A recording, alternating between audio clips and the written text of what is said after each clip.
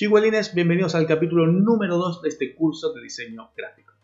En el capítulo anterior habíamos visto que había 4 componentes principales a la hora de hacer un diseño, que eran la imagen, el texto, el color y la forma. En el primero vimos la imagen y en este segundo episodio los invito a que conozcamos el texto o tipografía. La tipografía es parte de nuestras vidas, lo vemos día a día, en internet, en los libros, en los diarios, en las señales en las calles, en cualquier lado hay tipografía. Usamos las palabras para comunicar. Esas palabras nos hacen entender el significado de cada una de las cosas. Inmediatamente cuando yo digo perro, a ustedes se les viene una imagen a la cabeza. Sin embargo, estoy expresando eso con palabras. Esas palabras se componen de letras. ¿Bien? Y la diferencia que hay entre las letras, los caracteres y la tipografía es enorme. Podemos decir que las palabras compuestas por estas letras en diferentes idiomas tienen diferentes significados o se componen de manera diferente, pero siempre siguen siendo un símbolo inamovible, un símbolo que una A es una A y no significa nada más que una A. Sin embargo, con la tipografía, o vamos a llamarlo el arte de decorar estas letras, estamos dando otro significado a esa palabra. ¿Okay? Vamos a ver unos ejemplos, así les queda mucho más claro. La palabra tipografía es el estilo o apariencia de un texto. También se le dice al arte de trabajar con el texto. Sin embargo, tipografía puede darnos un significado. Habíamos visto en el video anterior la diferencia entre connotar y denotar.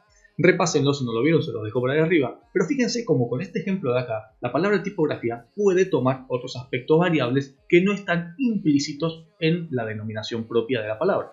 Como se habrán dado cuenta en este punto, nosotros los diseñadores todo el tiempo estamos jugando con la tipografía. Y no porque quede bonito, sino porque estamos comunicando algo más que la palabra. Vamos a ver más adelante que es un refuerzo semántico, pero básicamente es lo que nosotros hacemos al elegir una tipografía o al hacerla nosotros, es reforzar un estilo sobre esa palabra. Es darle un significado extra al significado mismo de esa palabra. Las tipografías también las denominamos fuentes. Estas fuentes son familias de caracteres alfanuméricos que se representan con A, B, C, D, E, F, G, todo el abecedario, el 1, el 2, el 3 y hasta los símbolos, de una manera concreta o específica. Tenemos millones de familias de fuentes tipográficas, pero podemos separarlas básicamente en dos grandes fuentes, que son las dos primeras, las tipografías con serif y las tipografías sans serif o sin serif. La principal diferencia entre estas dos familias básicamente es el tiempo, o el salto generacional que hubo entre la digitalización. Al principio van a ver todos los libros, o los libros más viejitos, con letras con serif. De hecho, el serif se empezó a usar en tallados de piedra y madera. Ahí hacíamos nuestros primeros escritos con esta tipografía y veíamos que la letra era más legible. De hecho, era más fácil a la hora de terminarla, ¿no?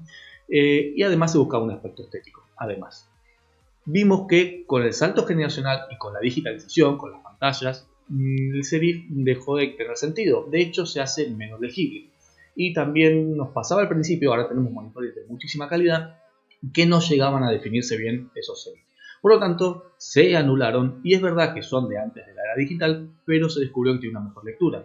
Hasta hace poco creo que Microsoft sacó una letra que es la Calibri, que es la letra que mejor se lee en el mundo, dicen los expertos. La Calibri, que la tienen todas sus computadoras, es una letra que adoptó Windows y que supuestamente es la letra que mejor se lee. Si yo quiero leer rápido, quiero leer bien en una pantalla o en un monitor, lo vamos a ver de manera más fluida.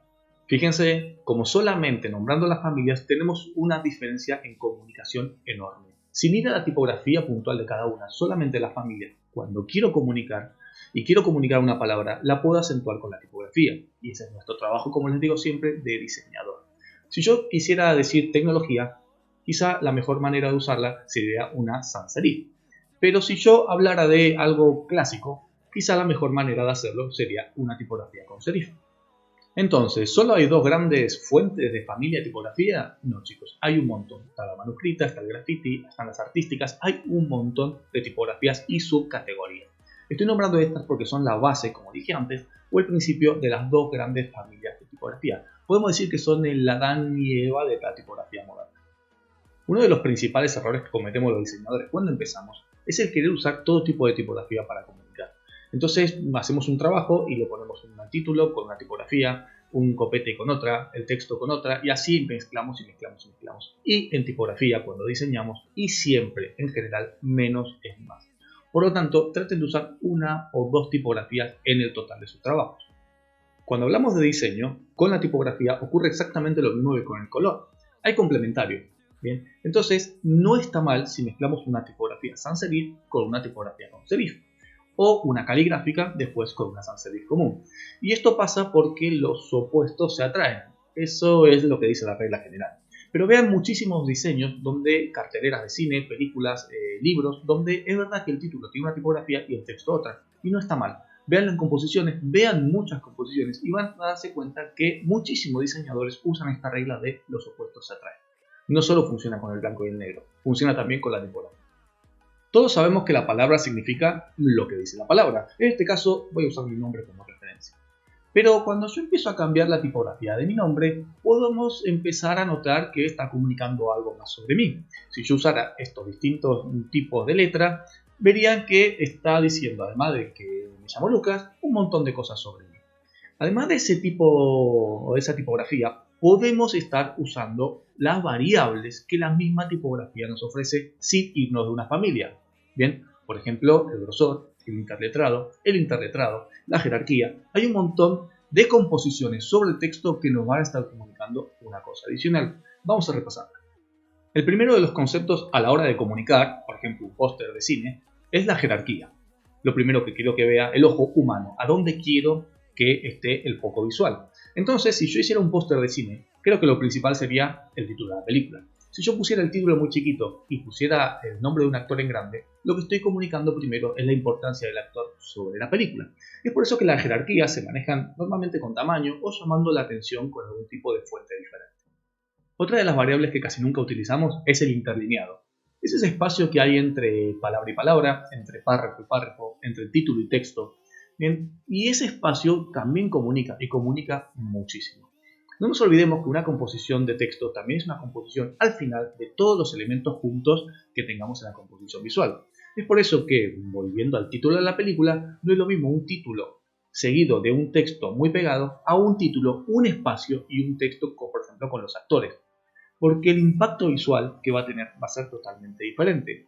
Así que ya hemos visto que no solo comunicamos con la palabra, también con la selección de la familia tipográfica.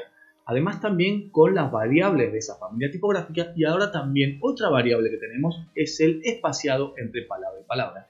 Todo eso comunica. Y tranquilos, que todavía hay mucho más. Otra variable con la que sí se juega un poco más es el interletrado. El interletrado es el espacio que hay entre carácter y carácter. Ese espacio podemos jugar y podemos también estar comunicando algo. Un ejemplo que pongo siempre, no es lo mismo la palabra junto que la palabra junto. Como hemos visto, cada variable de la tipografía que yo modifique está comunicando algo diferente. Pero hay algunos aspectos que no hemos visto, por ejemplo el tema del color. Obviamente si yo le cambio el color también estoy comunicando otra cosa. ¿Y si le pongo una sombra? ¿Y qué pasa, por ejemplo, si comunico en mayúscula o en minúscula? Cada variable de estas comunica de una manera diferente. Es por eso, chicos, que cada vez que nosotros tengamos que hacer un logo, una palabra, una frase o un texto, cada una de las cosas que modifiquemos, que seleccionemos, tiene que tener un sentido comunicacional. Por eso, antes de diseñar, siempre hay que hacer un brief. Hay que tener la información que nosotros queremos transmitir. Entonces, hasta acá serían un poquito las variables, veríamos algunas más, pero son los aspectos fundamentales que nosotros tenemos que tener en cuenta a la hora de modificar. Cada uno de estos pasos que hemos visto, como les digo, comunica algo diferente. Y nosotros, que somos comunicadores, tenemos que tener bien en claro qué queremos comunicar para cada cosa que hagamos sobre esa palabra, sobre ese texto, sobre ese logo, tenga un sentido específico.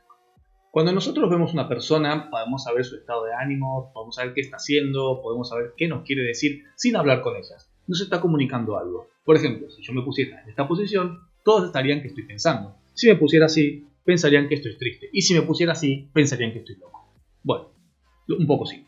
Pero el punto es que cada parte de mi cuerpo que yo estoy moviendo, ustedes saben perfectamente porque saben que es un brazo, saben que son los ojos y saben las expresiones porque conocen cómo funciona. Entonces nosotros, para saber cómo funciona y qué comunica esa tipografía, tenemos que aprender las partes de esa tipografía. Entonces vamos ahora a ver los componentes esenciales de cada una de las letras. Bien, chicuelos, igual que el cuerpo humano, la tipografía se compone de muchas partes y algunas vitales para que ellas existan. Entonces vamos a ir directamente a este gráfico. No se asusten, no se asusten, les voy a dejar el gráfico en la descripción para que lo puedan descargar y tener como referencia. La fuente de esto es PegoFonts, este gráfico no lo he hecho yo, es de PegoFonts, gracias a ellos. Y vamos a ver rápidamente la anatomía de la tipografía. En este caso quiero marcar 3 o 4 puntos fundamentales y el resto los dejo para que lo tengan de referencia. No son, como le dije, como el corazón y los pulmones, bien, pueden ser algún dedito que si nos falta no pasa nada. Así que lo primero que tienen que ver es lo que venimos hablando acá arriba. Bien, ahí tienen una L minúscula donde ven la L como si fuese sans serif y la L cuando tienen ese magenta con serif.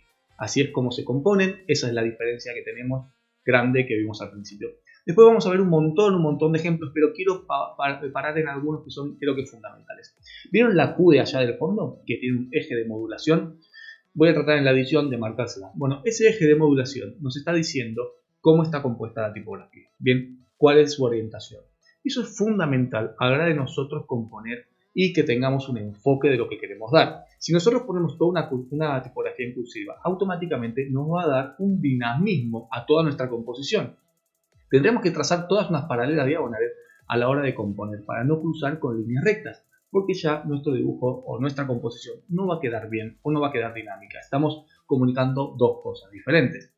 Otro aspecto fundamental es la contraforma. Creo que tengo acá, mira, donde está la O arriba en la Q, es la contraforma. La contraforma es uno de los recursos más valiosos a la hora de hacer un refuerzo semántico. Esa contraforma nos está dando el opuesto, bien, de lo que sería la tipografía. Si yo, imagínense, hay un ejemplo que me gusta poner, lo voy a poner por acá, que es la C de Carrefour. La C de Carrefour en el logo, fíjense que no está la C, sin embargo está. Acá pasa lo mismo. Si yo sacara la O, bien, y la invirtiera con un negro de fondo y un negro en el interior, seguiría estando la O sin estar. Bueno, esa es la contraforma que tenemos que usar a la hora de diseñar. Otro aspecto que también me gusta mucho enfatizar son los swash, o sea, son los florales que se denominan, que son la R de allá del fondo. Son agregados a la tipografía que le dan un sentido o una estética diferente. Son muy usados, pero tengan muchísimo cuidado a la hora de usarlo, porque pueden ser contraproducentes. Bien, otro aspecto fundamental que tienen todas las tipografías es la línea base. Esa línea base es la línea por donde todas las letras están apoyadas. Cuando digo apoyadas van a ver que es en la parte de abajo. ¿Y qué pasa con la G, con la J, con la P? Bueno, para eso tenemos la parte que desciende, que tiene que ser proporcional a la que asciende. Bien, hablemos de siempre armonía. Me habrán escuchado en todos los videos que todo tiene que ser armónico. Y hablando de armonía, fíjense por ejemplo la H que tiene su barra lateral, sus dos astas son del mismo grosor. Y si yo agarrara la K de al lado o la E de la izquierda, verían que toda esa familia tipográfica tiene el mismo ancho en sus astas. Esto es para que se cumpla una de las principales leyes de Gestalt, digamos, básicamente, que es todo lo que tiene la misma forma, lo tenemos a unir. Entonces, chicos, esto básicamente se los dejo, no quiero que lo aprendan ni mucho menos. Son partes que tienen que ir viendo a la hora de armar, a la hora de diseñar. ¿Y por qué les decía que es importante? Porque nosotros podemos jugar con cada una de estas variables para comunicar algo diferente. ¿Ok? Ahora vamos a ver un ejemplo que les quiero dar con un refuerzo semántico, que es una de las cosas principales con tipografía. Y van a ver cómo solamente tocando alguno de estos aspectos podemos estar comunicando algo diferente o reforzando el comunicado que tiene la palabra. Ok, Lucas, entonces sabemos qué es la tipografía, sabemos qué son las familias, sabemos cuáles son las partes, sabemos las diferencias que hay entre la jerarquía, el interlineado, el interletrado, que todo comunica. ¿Hay algo más que tengamos que tener en cuenta? Sí, chicos, uno de los aspectos fundamentales que tiene la tipografía es el refuerzo semántico. El refuerzo semántico no es más que reforzar el propio significado de la palabra. Y como digo siempre, una imagen vale más que 1000 palabras, así que me callo y le voy a dar unos ejemplos. Por ejemplo, el primero sería rebelde. Esta palabra no es rebelde. Sin embargo, si le hago un cambio tan sencillo como girar una letra, ahora sí es rebelde. Ese es el primero de los ejemplos. Veamos más. Bien, esta palabra dice corte, pero si quiero aumentar su significado propio de corte, le hago algo así y ahora sí, este refuerzo semántico me está dando un corte. Fíjense que no le hemos agregado una imagen, no hemos modificado absolutamente nada de su estructura, solamente hemos hecho un corte a la palabra corte. Otro ejemplo que hemos visto mucho en el canal es la palabra túnel.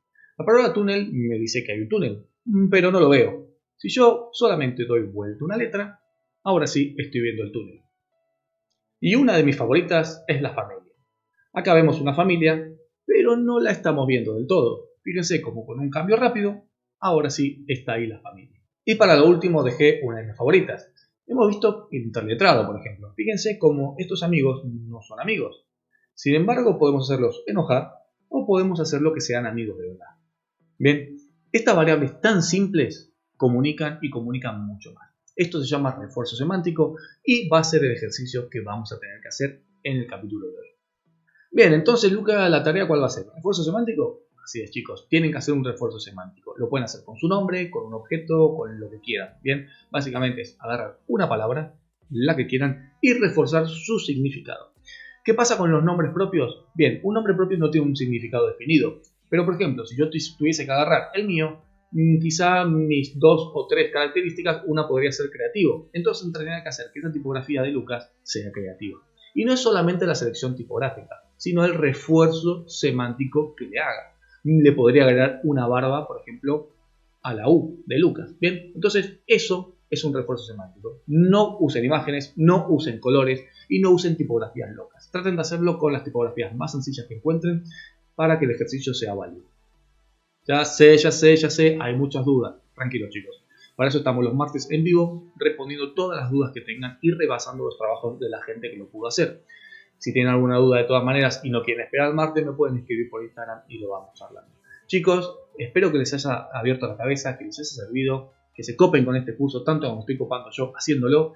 Les recuerdo a todos que si quieren apoyar al canal lo pueden hacer dejando un like, un comentario, suscribiéndose si no está suscrito o uniéndose a los miembros del canal que además tiene otros beneficios. Chicos, nos vemos el martes en vivo y el jueves de la otra semana con otro nuevo episodio de este curso de diseño. Chao.